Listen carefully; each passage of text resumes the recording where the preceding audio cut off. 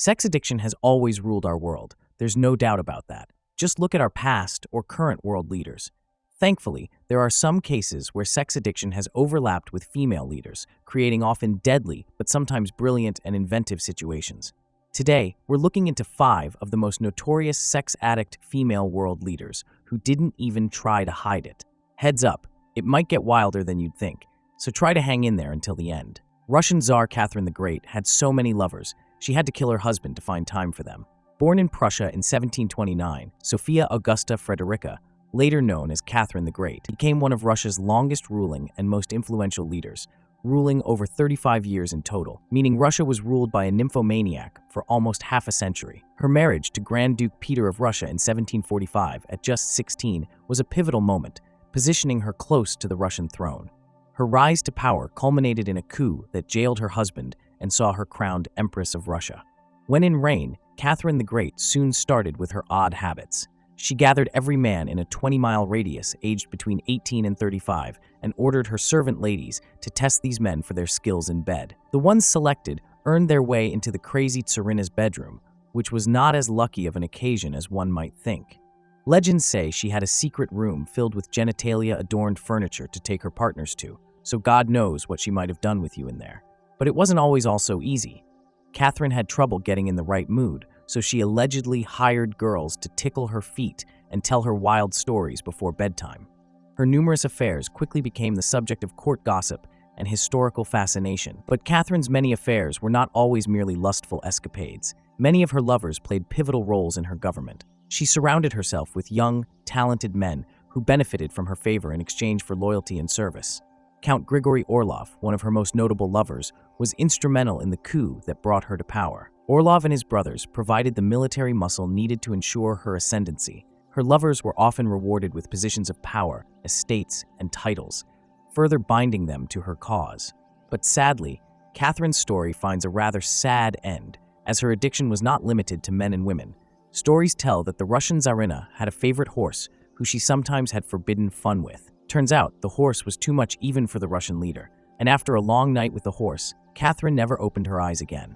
Up next, Cleopatra VII, commonly known as Cleopatra, who was the last active ruler of the Ptolemaic Kingdom of Egypt and an alleged inventor of the vibrator. Born in 69 BC, Cleopatra belonged to a dynasty founded by Ptolemy I Soter, a general under Alexander the Great.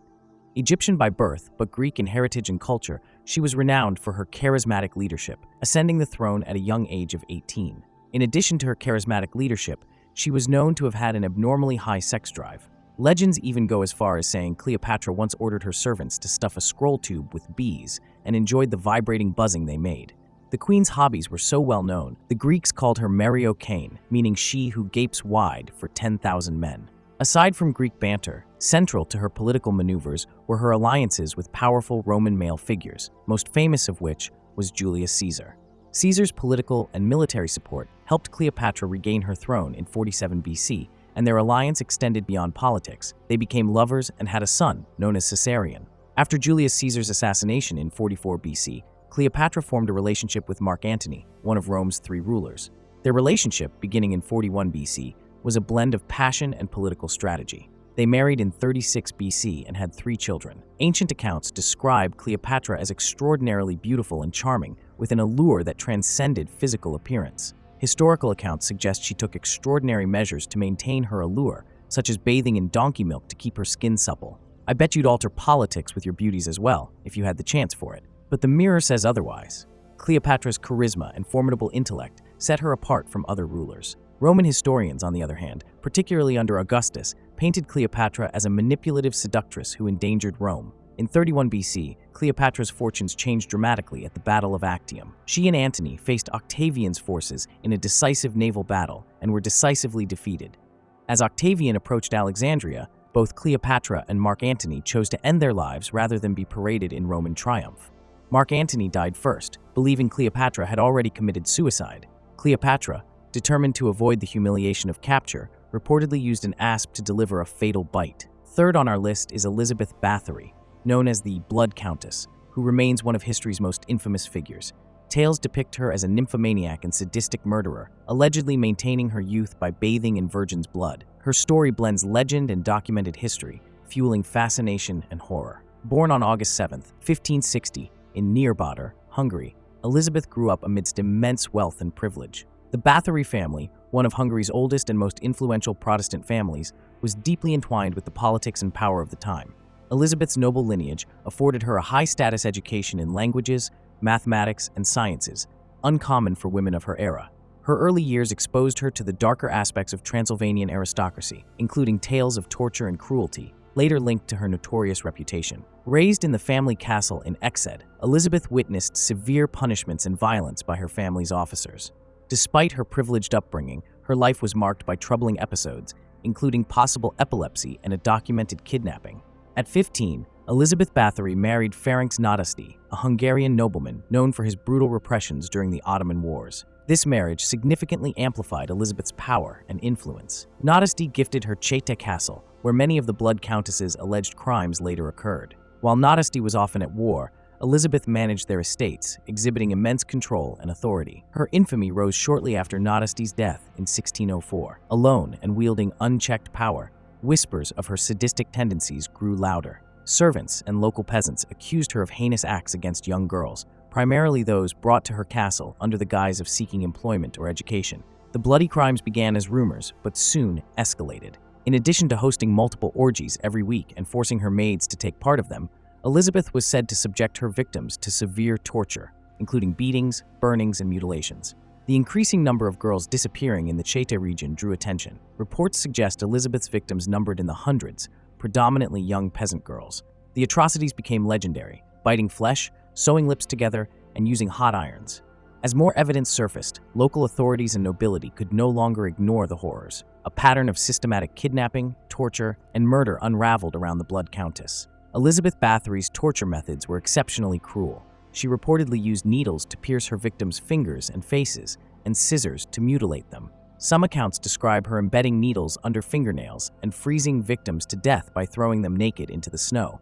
The investigation into her crimes began in 1610. Georgi Thurzo, the Palatine of Hungary, led the inquiry, interviewing over 300 witnesses and compiling evidence of Bathory's atrocities. By December 1610, the investigation culminated in a raid on Chete Castle, where they reportedly found imprisoned girls and others being tortured. This shocking discovery sealed Elizabeth's fate and ended her reign of terror. Elizabeth Bathory was arrested on December 30, 1610. Several of her servants, alleged accomplices, were also taken into custody. The subsequent trial was swift and controversial. Despite overwhelming witness testimonies and physical evidence, Bathory never appeared in court to defend herself. Instead, she was tried in absentia, raising questions about the fairness of the process. The verdict was unequivocal. Elizabeth Bathory was found guilty of heinous crimes, including the murder of hundreds of young girls. Her servants faced immediate execution, but Elizabeth's noble status complicated her punishment. Instead of execution, she was sentenced to life confinement. She was bricked into a small set of rooms within Chete Castle, with only tiny slits for ventilation and the passage of food. This punishment reflected her high birth and aimed to silence further rumors and scandals. Elizabeth Bathory's confinement added to her dark legacy. Her name became synonymous with fear and cruelty, perpetuating horror stories for centuries. While sensational stories of her bathing in virgin's blood persist, historical evidence presents a more complex portrait. Debates continue over whether she was a sadistic killer or a victim of political machinations. Only 2 more sex addicts to go. No turning back now. Valeria Messalina, often known simply as Messalina, lived during the 1st century AD and remains one of Rome's most notorious nymphomaniac figures. The wife of Emperor Claudius, her life was marked by extreme licentiousness, intrigue, and a tragic end. Messalina's scandalous reputation developed swiftly. Known for her insatiable sexual appetite, she engaged in numerous extramarital affairs, shocking the Roman elite and becoming a symbol of unchecked sexuality, often indulging in public displays of her libertine lifestyle. Significant figures in Roman society, such as senators and noblemen, were drawn into her web, manipulated to secure her power and entertain her whims. The most infamous affair she had was with Gaius Silius, a Roman senator. Their relationship grew so bold that they were rumored to have conducted a mock marriage ceremony while Claudius, her real husband, was away in war. Behind closed doors, Messalina reportedly hosted orgies and ran a brothel, competing with prostitutes to prove her sexual prowess.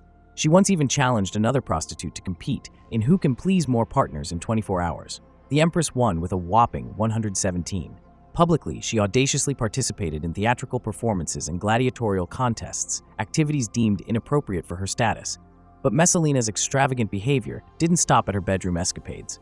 She hosted lavish banquets, gambling parties, and other hedonistic events, all at the expense of the state treasury. Her actions sent ripples through Roman society and the nobility, creating a culture of fear and envy. The blatant misuse of power and resources led to growing unrest among the elites, who resented her influence and feared her wrath. The allegations of nymphomania against Messalina are central to her historical infamy. Ancient writers like Tacitus, Suetonius, and Juvenal depicted her as a woman with uncontrollable sexual desire, frequently engaging in debauchery and illicit affairs with men of all ranks. Messalina's list of lovers was extensive, but the downfall of Empress Messalina was as swift and dramatic as her life. Her affair with Gaius Silius, a calculated move to overthrow Claudius, became the linchpin of her demise. In 48 AD, while Claudius was in Ostia, Messalina and Silius conducted a mock marriage ceremony. This bold act did not go unnoticed. The conspiracy was uncovered by the loyal freedman Narcissus, who promptly informed Claudius. Initially incredulous, Claudius was persuaded by Narcissus and other advisors of the gravity of the threat. The betrayal cut deep, as Messalina's actions represented not only personal infidelity, but a direct challenge to his rule. Claudius's response was swift and decisive. Returning to Rome, he ordered the immediate arrest of Messalina and her co-conspirators. In the ensuing chaos, many of her accomplices were executed. Initially, Claudius hesitated, perhaps recalling his earlier affection for her. However, Narcissus, fearing Claudius might relent, took matters into his own hands and ordered Messalina's execution. Messalina met her end in the gardens of Lucullus, showing neither remorse nor fear, but a defiant acceptance of her fate. Her dramatic downfall marked a significant moment in Roman history. It underscored the volatility of political life in the imperial court and highlighted the precarious nature of power. And last but not least, Wu Zetian, born in 624 AD, who was not only a pivotal figure in Chinese history, but also the only empress of China and known for having a real thing for oral sex. From a young age, Wu Zetian was recognized for her intelligence and charisma. Wu Zetian's rise was unique. She was an active contender in a male-dominated sphere. Using her political acumen, she eliminated rivals and established herself as a formidable force. Marrying Emperor Gaozong elevated her to empress, allowing her significant sway over state affairs. Once in power, Wu Zetian had a particular way of doing politics, which wasn't always viewed so well upon. One of these weird habits was the way she greeted foreign ambassadors. When foreign ambassadors came to visit, she wouldn't talk politics with them before they had given her the tongue play. If Wu didn't find the performance convincing, she would end the meeting immediately. But she wasn't just a sexual maniac, as she promoted Buddhism, elevating it as the state religion, which reinforced her legitimacy and fostered cultural and artistic growth.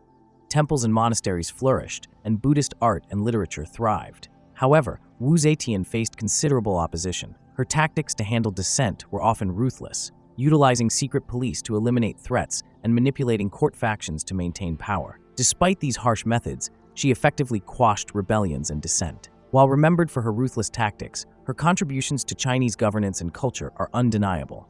The end of Wu Zetian's rule was marked by intrigue and political maneuvering. In 705 AD, facing mounting pressure from court officials and health issues, she abdicated in favor of her son, Emperor Zhongzong. This concluded her unprecedented reign, but her influence persisted in subsequent administrations. Despite controversies surrounding her methods, Wu Zetian demonstrated that effective leadership transcends everything else. Her policies, particularly in governance and culture, left a lasting impact on Chinese history. And because you've watched so far, here's an Easter egg for you.